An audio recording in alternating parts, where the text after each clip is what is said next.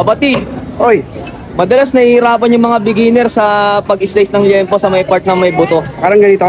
Oo, parang ganyan. Ganito kasi yan, ganito diskarte. Pakita ko sa mga, para sa mga beginner to ha. Ganito para din may mahirapan. Pantayin nyo muna, tanggalin nyo yung mga nasa gilid. Yan. Yan. Him. Actually, sa mga beginner, mahirap talaga to. Ang diskarte niyan, hawakan mo rito. Yan. Ito talaga is tinatanggal. Yan. Yan yung dulo talaga na yempo, medyo butas yan. Ito na yung susunod, medyo buo na. Ito diskarte, pukpukin nyo ng konti. Oh. Yan. Diba? May butas pang konti pero pwede na rin. Ang sa mga beginner, ganyan lang pagpalo.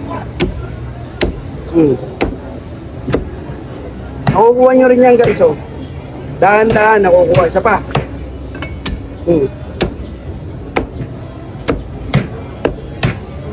O diba? Pumapantay na siya. Sa mga madali lang po yan. Isa pa.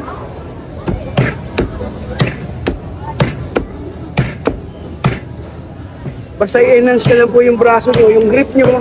Pag hawak nyo na ito, pag yung grip nyo, kailangan okay. Tapos yung pagpalo nyo is okay din. Doon nyo po makukuha yung mga gantong cut. So yun lang, sana may nakuha po kayo. Shoutout po sa inyo lahat.